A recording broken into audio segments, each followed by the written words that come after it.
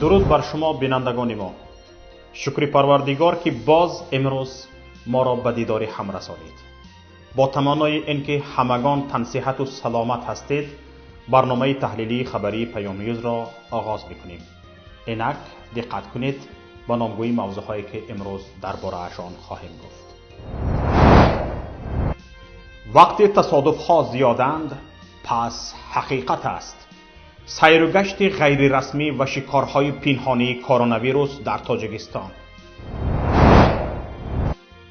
وزارت مالیه تاجیکستان در حجم 300 میلیون سومانی کاغذهای قیمتناک دولتی را در شکل وثیقه به معاملات می‌برد. دادگاه ولایت آرلاوی روسیه 2 مهاجر تاجیک را برای ویران کردن نظام کرانتین جریمه کرده است. تماشابینان گرامی، امروز درباره آن خواهیم گفت که با تأسف زیاد در طول این هفته اخیر 10 نفر در تاجیکستان با نشانداد بیماری پنومونی دنیای فانی را پدرود گفتند و وفات کردند. بسیار در شبکه‌های اجتماعی سر و صداهای زیاد است که آنها گرفتار بیماری پنومونی نه بلکه گرفتار به بیماری ویروسی کرونا بودند. در این روز اخیر ثبت گفتگوی 2 نفر در شبکه‌های اجتماعی دور می‌زند که یکی از آنها خود را پسرخاله جلال الدین پیروف، دادستان چند روز قبل فوتیده معرفی می‌کند. او از ویروس کرونا جان باختن پیرو را تصدیق می‌کند و می‌گوید که تمام افراد خانواده در کرانتین فرا گرفته شده‌اند. کرانتین شدن این خانواده را منابع دیگر نیز تصدیق می‌کنند. کارشناسانی که پیام مراجعت کرد، نفر دومی در ثبت بوده را کارمند رسمی یا غیر رسمی مقامات تفتیشاتی تخمین زدند. آنها گفتند که طرز سؤالدهی این نفر بسیار شبیه به کارمندان مقامات یا خبررسان‌های آنهاست. یک منبع پیام گفت که این ثبت واقعاً در دادستانی مورد تفتیش قرار دارد و از همانجا خارج شده و به شبکه‌های اجتماعی راه یافته است. نگم این بچه تقاید بچه خودم جلالدین گذاشته ایمی کتال اینمی کرونا او کجا آمده بود؟ او اینجا هم تاجیکستان دا بود، یگان جونا رفته بود. خیلی میگن اکدام زگرانیس آمده کرانتین دا بود. اینجا بود او اولادان همه در کرانتین از خانواده و یا کرانتین دا. نه خویش جلال الدین پیروف که نفر دوم به او شیخ سلیمان گفته خطاب میکند، میگوید که وقت جنازه جلال الدین پیروف را آوردند، تنها در ماشین را باز کردند و جنازه اش در پس ماشین خوانده شد. اول مقامات اجازه همین را هم ندادند، یعنی اجازه ندادند که جنازه خوانده شود. اما پس از اصرار پدرش به این شکل ادا کردن جنازه مقامات راضی شدند.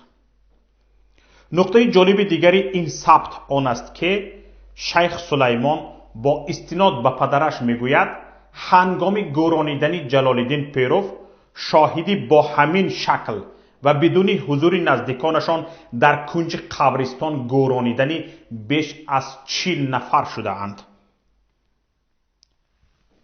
همچنین این مرد میگوید ویروس کیها در تاجیکستان سیر دارد اما مقامات آن را پنهان می‌دارند. هم 2 کس کرانتین دانش، هم 2 کس بودن جنازه‌ش. مقصوم اسماعیل اومد، آقایم اومد اونجا گفتن که جنازه‌اش نمی‌کنیم، اما که گور می‌کنیم. گفتن که تو باید مقبره چاپ کرده. اونجا جنازه‌اش کرده دلی بود. بعد جنازه کرده 44 کس 45 کس گفتن با آدم خیلی بودن 20 سوی بردن اون قبرستان رو در یک کنجش گور کردن. خب دم آیا امر ما کما گفتم که چوب کرده خونه ما گفت زن چند بودایان بود که همش بودایان ساره بیمار امیز زکات جنو تو نبگیره تمام پیامکا دورم جلال چه جنازه کردن. جنازه را در اسکوری روی کردن. اما در درون جمع مرد در روی اسکوری بود، اما جنازه‌اش کردن. در یگان چی پیت کفن پفن نه لیواس نه لیواسش قطعه. یک ثبت دیگر دسترسی رادیویی پیام شد که در آن نفره با استناد به یک طبیبی تیم مبارزه با کرونا میگوید در خوجند نیز افراد زیاده از ابتلا به کووید 19 جان باختند و آنها را صبح بر وقت یا بعد شام پنهانی از چشم مردم میگذرانند. او میگوید وضع در خوجند بسیار بد است، احتیاط کنید. این ثبت هنوز در هیچ شبکه ثبتی که به ما رسیده است در هیچ شبکه نشر نشده است و پیام به خاطر پیشگیری از تعقیب صاحب آواز از طرف مقامات از نشر آن موقتا خودداری بکند. چیزی دیگر، 5 نفر کاربران رادیوی پیام اطلاع دادند که خانوادهشان پور یا قسماً به بیماری نشانه‌هایش بسیار مانند به کرونا گرفتارند. با کمال تأسف باید گفت که این 5 نفر از 4 منطقه کشور هستند. 2 نفر از شهر دوشنبه، 1 نفر از کولاب، 1 نفر از شهر خوجند و 1 نفر دیگر از ناحیه وحدت. خبرهایی که رسانه‌های دیگر نیز نشر می‌کنند به آن دلالت می‌کند که تصادف‌های مرگ افراد با نشانه‌های بسیار مانند به ویروس کرونا خیلی زیادند. سایت اخبار دیروز از مرگ عبدالخلیل جورابایف ساکن دهه قرغانچه ناحیه جبار رسولوف خبر داد که جنازه حبیب الله شادیف اولین نفر جان باخته با نشانه‌های کرونا را شسته و کفن کرده است. البته مقامات مرگ جورابایف را نیز از کرونا رد کرده گفتند که او نیز از پنومونی جان داده است. همچنین امروز خبر شد که بنا به اطلاع دریافته سامانه اخبار روز 19 اپریل شیرخان توفالنگوف طبیب کودکان از بیمارخانه شهری باختر وفات کرده است. توفالنگوف 55 سال داشته به گفته مقامات از بیماری پنومونی یعنی التهاب شش جان باخته است.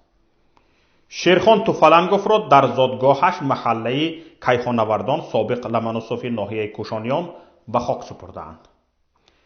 به گفته منبع مقامات طبی ولایت ختلان اهل عائله شیمانوف نام یک دختر کودکان از بیمارخانه ولایتی به نام بوری واحدوف معروف به بیمارخانه قرابالا را نیز تحت کرانتین قرار دادند. سبب کرانتین این عائله تا به حال معلوم نیست و این هم روشن نیست که آیا کرانتین آنها به مرگ شیرخان توفالنگوف ربط دارد یا نه. منابع سامانه اخبار خبر دادند که شیرخان توفالنگوف یگان 5 روز با حرارتی بلند بستری شده روز یکشنبه وفات کرده است. اما مقامات طبی ولایت ختلان گفتند تشخیص توفالنگوف در مورد کرونا ویروس نتیجه منفی داده است. قبلا منبع پیام از بستری شدنی چند عضو عائله معروف دیوانایفا که سابق وزیر دفاع شیرعلی خیراللهیف نیز شامل این عائله است خبر داده گفته بودند که تشخیص همه آنها از کرونا مثبت برآمده است، یعنی آنها گرفتار کرونا ویروس هستند. عائله 2 شاعر شناخته تاجیک آذرخش و فرزانه را نیز کارمندان طب با لباس‌های مخصوص ضد کرونایی از خانه‌شان برده بودند. از همان روز یعنی 19 اپریل شاعر آذرخش یعنی طالب کریموف بیهوش وزیر دستگاه نفس صنعی قرار داشته تنها همین روز به خود آمده است. طبیبان بیماری او را پنومونی و همسرش فرزانه را سرماخوردگی توصیف کردند. علاوه بر همه این خبرگزاری از اپیلوس امروز خبر داد که در مرکز سالمی رقم 1 واقع در محله یکم سویتسکی شهر دوشنبه یک باره 4 نفر از بیماری التهاب شش فوت دیدند. معلومات درباره مرگ آنها را سرور بیمارخانه خورشید رستمزاده تصدیق کرده گفته است بیماران از التهاب شش فوت دیدند. سن فوت دیدگان از 60 ساله بالا می باشد. به گفته خورشید رستمزاده مثل گزارش هر وقته مسئولین تشخیص کرونا ویروس در این 4 نفر مردان فوت دیده نتیجه منفی نشان داده است. یعنی آنها گرفتار به کرونا ویروس نبودند. طبق یک منبع دیگری این خبرگزاری عین زمان بیش از 100 نفر با التهاب شش در این بیمارخانه بستری بودند و 3 نفر آنها در حالت وزنین قرار دارند. صداها در شبکه‌های اجتماعی با دعوت بستن مکتب‌ها و اعلان کرانتین با سرعت می افزایند. بسیاری ها مطمئنند که ویروس کیها وارد کشور شده است و افراد زیادی به آن گرفتار شده اند. آنهایی هم که این اطمینان را ندارند پیشنهاد میکنند که حداقل به خاطر پیشگیری کرانتین اعلان کرده شود. با وجود این همه مقامات تاجیکستان وجود ویروس کرونا در کشور را با شدت انکار میکنند و به جز بستن مساجد هیچ اقدام دیگری را انجام ندادند. درس ها در مکاتب دانشگاه ها نیز ادامه دارند. محترم مسئولین و کارمندان ساحه طب کشور، پیش از همه باید بگویم که الها دعوای شما درست باشد. الها در کشور یگان نفر به این بیماری گرفتار نشده باشند و هم گرفتار نشوند. اما ببینید، شما با حیات و هستی یک ملت و مردم کشور بازی میکنید. نشود که مثل بعضی کشورهای اروپایی نیست گفته پنهان کنید و بعد کار از کار گذاشتن مثل سروزیر ایتالیا از رئیس جمهور سر کرده تا آخرین نفری مسئول به گریه درآید. های دولت مردم، اگر در واقع به کشور این ویروس کشنده وارد شده باشد، چی پیش راه شما را می دارد تا اعلان کنید و مردم بیشتر از احتیاط کار بگیرند؟ این پیش از همه به فایده مقامات و ساحه تندرستی است. چون اگر پهنشوی این بیماری الله را پناه اوج گیرد، معلوم است که شما را خیلی سراسیمه می کند.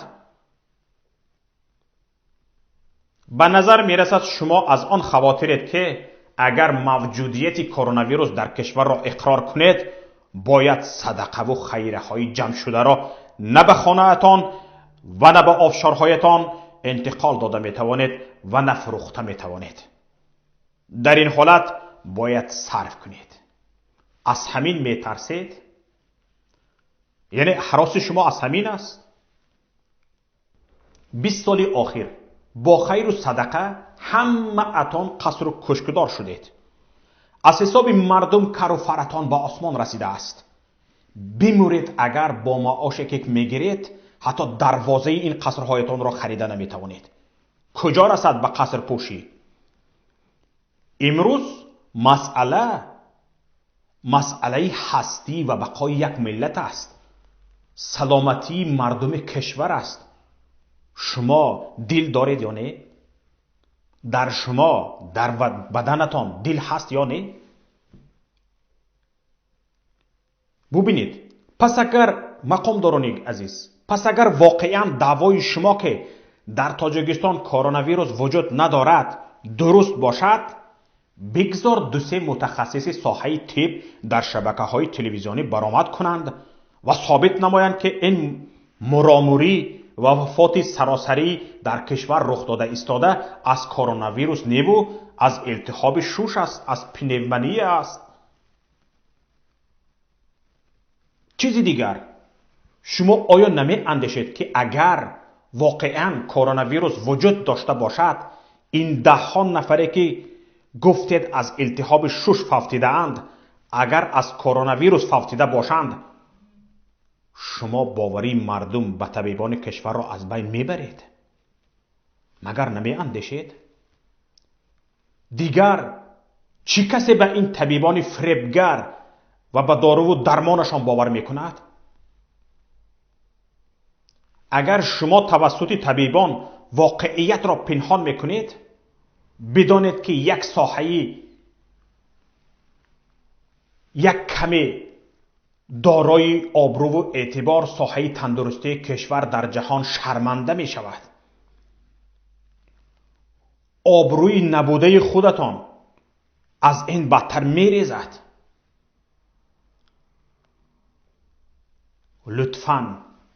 لطفاً سنگدلی و حریصی به صدقه را یک سو مانید و در همین شب و روز یک بارکک انسان مانید و یک بارکک انسان بودنتان را به یاد آورید تا فردا دیر نشود. اکنون خبرهای کوتاه در گزارش همکارم صفیه واحدова. وزارت مالیه تاجیکستان در حجم 300 میلیون سومانی کاغذهای قیمتناک دولتی را در شکل وثیقه یا وکسل به معاملات میبرارد. در این خصوص امروز در جلسه نوبتی پالاتای پایانی پارلمانی جمهوری قراری داخلدار قبول گردید. در این باره فیض‌الدین قهارزاده وزیر مالیه تاجیکستان ضمن سخنرانی نزد وکیلان معلومات داده گفت که این تصمیم برای جلب قرض دولتی می باشد و مهلت وثیقه های نشر شده 5 سال بوده معیار فایز آنها 2% سالانه را تشکیل می دهد. مبلغ های ایلاوگی جلب می شده برای پوش کردن کسری بودجت دولتی روانه می گردند. با گفته فیض‌الدین قهارزاده کاغذهای قیمتناک نشر شده را قانونگذاری کشور یکی از سرچشمه‌های جلب مبلغ‌ها به اقتصاد ملی از جمله برای روی پوش نمودن کسری بودجت مقرر کرده است. وزیر مالیه گفت در شرایط افزایش طلبات اقتصادی ملی به مبلغ‌های ایلاوگی به خصوص مبلغ گذاری به بخش‌های اجتماعی استفاده مکانیزم مذکور موافق مقصد میباشد. قهارزاده تاکید داشت که در نوبت خود دولت من بعد خدمت رسانی و خریداری این کاغذهای قیمتناک را کفالت می‌دهد. پس از به معاملات برآوردن وثیقه‌های نشر شده حجم عمومی قرض داخلی به 7 میلیارد و 200 میلیون سومانی میرسد که به 8.9% مجموع محصولات داخلی برابر است. فیض‌الدین قهارزاده وزیر مالیه تاجیکستان اظهار نمود که جلب این مبلغ‌ها به سطح عمومی قرض دولتی تأثیری نظررس نمی‌رساند.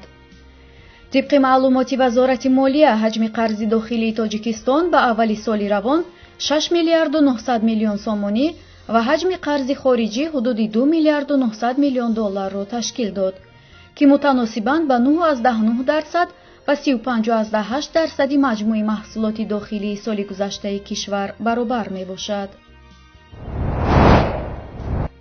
امامعلی رحمان رئیس جمهوری تاجیکستان پیشنهاد کرد که حجم جریمه در کشور برای نقض قانون تنظیم عنعنه و جشن و مراسم‌ها بالا برده شود. امامعلی رحمان گفت هنوز هم بعضن شخصان منصبدار، صاحبکاران، خادمان دین و برخی مادران و بانوان به زیاده‌روی، اسرافکاری و ظاهرپرستی و تشکیل معرکه‌های بیهوده و زیادتی راه می‌دهند. او با ذکر این نکته در جلسه اخیر مجلس ملی پیشنهاد کرد که حجم جریمه برای نقض قانون تنظیم زیاد کرده شود. امامعلی رحمان اظهار داشت با استفاده از منبر مقام عالی قانونگذار پیشنهاد می‌نمایم که ساختار و مقامات داخلدار دایر به پرزور کردن جوابگری مأموری یعنی بلند برداشتن معیار جریمه برای ویران کردن طلبات قانونی ذکر شده چاره‌جویی نمایند. رئیس جمهوری تاجیکستان تاکید نمود که مقامات حفظ حقوق، نمایندگان حکومت در محله‌ها، رئیسان ولایت‌ها و شهر و ناحیه‌ها، جماعت‌های شهرک و دهات، مسئولان و اعضای کمیسیه‌های جمعیتی، فعالان و جامعه شهروندی برای رعایت مقررات قانون درباره تنظیم عنعنه و جشن و مراسم در جمهوری تاجیکستان تدبیرهای قطعی ایلاوگی اندیشند.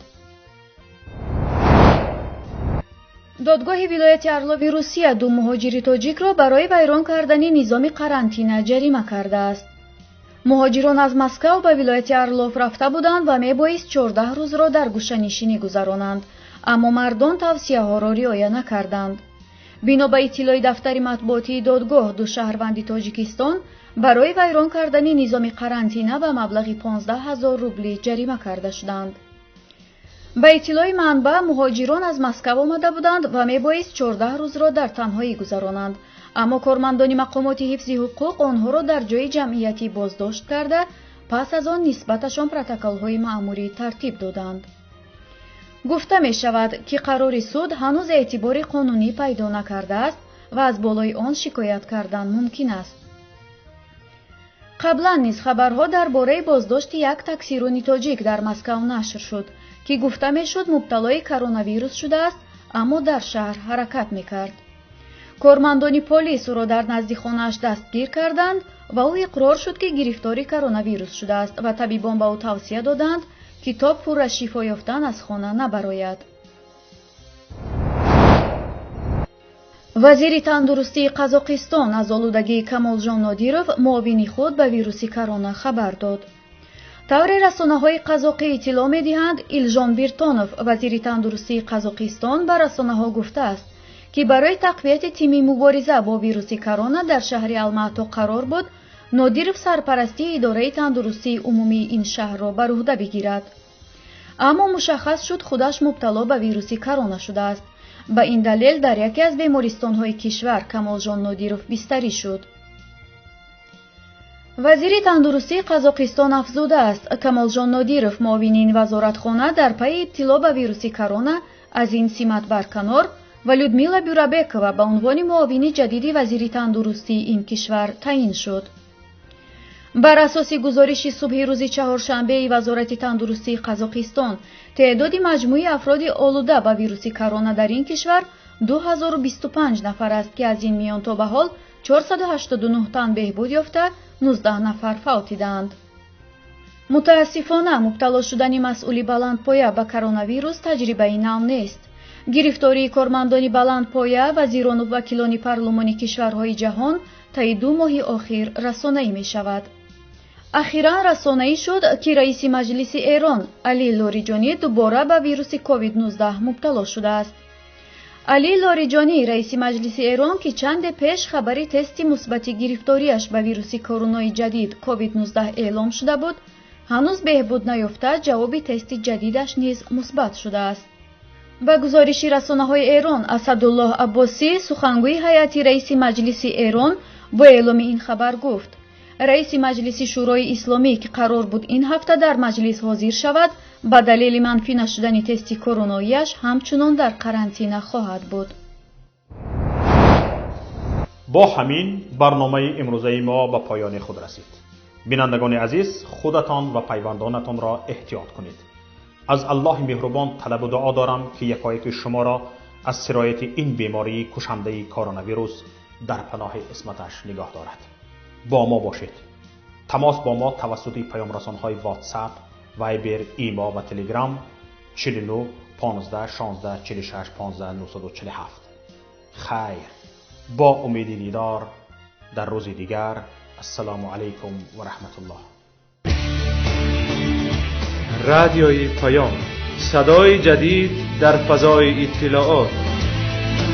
نصب ضمیمه نوی رادیو پیام در اپل و اندروید برای تلفن‌های همراه و لوح‌های الکترونی، پلانشت و شما امکان می‌دهد که 24 ساعت تازه‌ترین و دقیق‌ترین خبرها، تحلیل‌های سیاسی، اقتصادی، اجتماعی، برنامه‌های دینی و فرهنگی، قصه‌های جالب و شنیدنی، گفتگوهای مستقیم با سیاستمداران، کارشناسان و ضیائیان را بشنوید. با ما باشید. رادیوی پیام، همسفر به سوی زندگی بهتر.